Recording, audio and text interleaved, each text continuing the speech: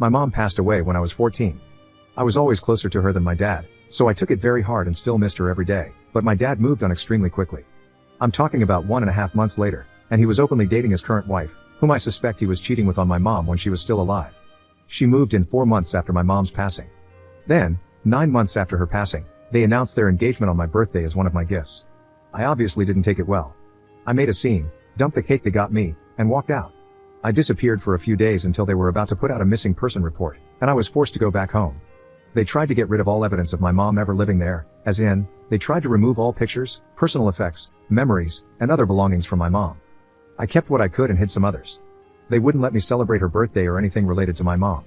They tried to force me to call my stepmom mom, but I never did, and they would ignore me when I called her by her name. She would introduce herself as my mom, and I would correct her every time. It got to the point that I stopped talking to her unless absolutely necessary, or if I was correcting her, and these talks were usually one-word answers. My dad got angry every time I didn't call her mom, use her first name, or introduce her as my dad's wife. I once spent 2 weeks not talking to either of them when I was 16 because I was ruining their family dynamic.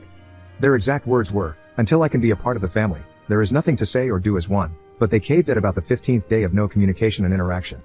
I turned 18 and left for uni and went extremely low contact and didn't go back. When I was 21, I got engaged to my fiancée. She knows about my relationship with my dad and his wife. She respects it and is on my side. When they found out, my dad and his wife had a fit because they didn't know I was seeing anyone. My dad's wife posted on social media, saying she was excited that her son, aka me, was getting married with a bunch of other things, mentioning she can't wait until she becomes a grandma. I made a short post saying I am not and will never be her son, and she won't be a grandma to any future kids. My dad got mad, saying I was disrespecting my mother and embarrassing her.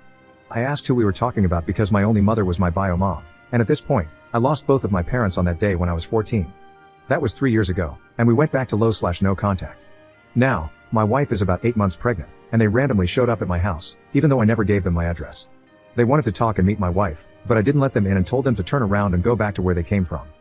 But apparently, they decided they wanted to move to my city/state to be closer and repair the relationship between us.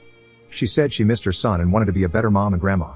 I called them delusional, told them to leave, and slammed the door. They then bought a house about 5 minutes away from us. This has all been way too much for me, and my therapist wants me to let them in, but I would rather cut all contact. It wouldn't be so bad if they just would stop trying to replace my mom and act like she never existed. I honestly don't know much about my dad's wife. I don't even know if I know who my dad is anymore. My wife is struggling to support me emotionally and doesn't know how to help. Please, internet strangers, how do I convince my dad and his wife that she is not and will never be my mom? Update 1.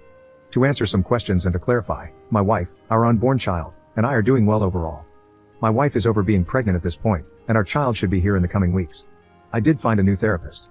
I called to cancel the rest of my appointments on the books, and he did not take that well, so I have put in a complaint.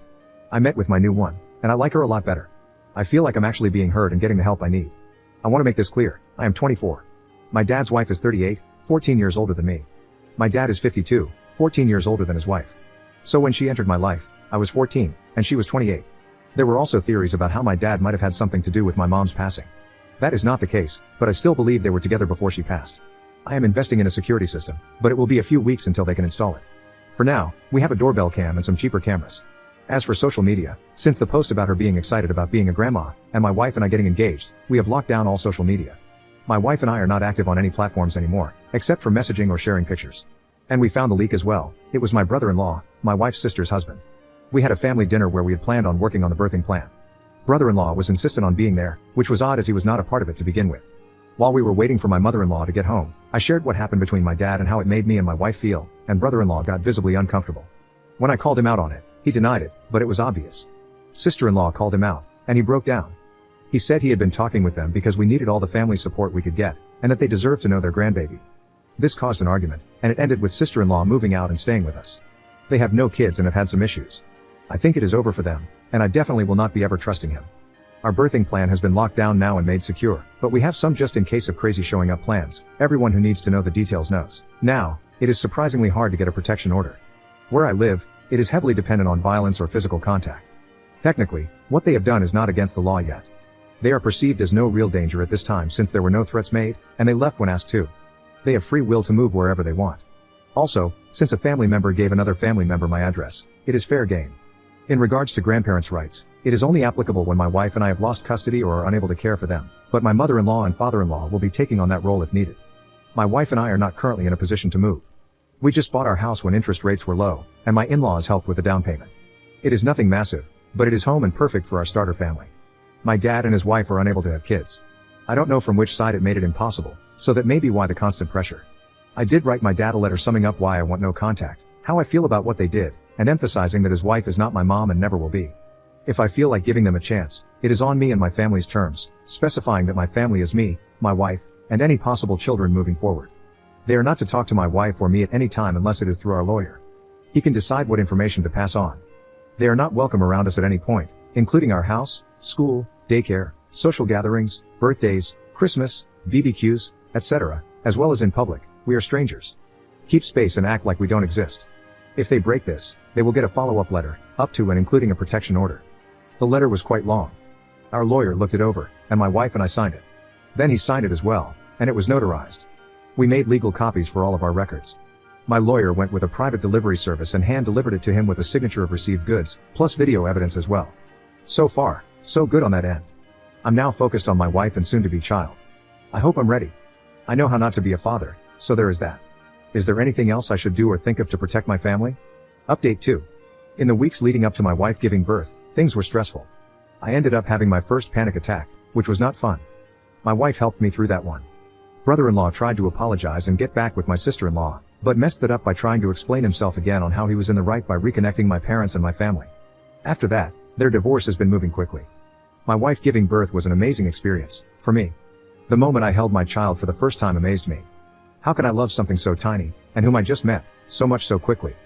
Both the baby and my wife are doing really well. My wife started saying she feels like a cow. I'm not sure how to make her stop, but she keeps randomly mooing at me. My dad and his wife tried to show up at the hospital. Still not sure how they found us or knew where we were, but staff blocked them and covered for us. As a bunch of you said, we would start running into them randomly around town, mainly in grocery and shopping stores. Even if I drove out of my way, we would sometimes bump into one or both of them. Law enforcement still says they are not doing anything against the law and don't seem dangerous or malicious. We did our best to ignore them, stay home, or have a family member get the items. My therapist has sure earned her paycheck in the last few months. My lawyer is trying their best, but the laws, I feel, are against us. Innocent until proven guilty, or in this case, nothing is dangerous until after it is, or hurry up and wait until something bad happens, then we might do something. It is super frustrating. We also moved. Now, I never want to do that again. Good family helps, but with a newborn and crazy people around, it was stressful. I know it doesn't sound possible, and I'm still in disbelief, but my in-laws are amazing and got us in contact with a friend of theirs. Long story short, these friends wanted to downsize since all of their kids moved out. They told my in-laws and brought them over, and we ended up coming up with a really good deal. Our new home is bigger, on more land, but needs a lot of work. It is old and outdated, but we have been making it ours.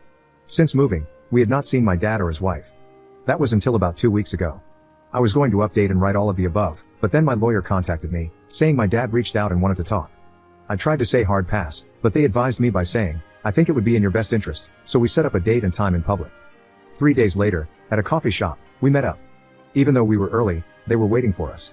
It was just my wife and me, and also a paralegal from my lawyer's office undercover.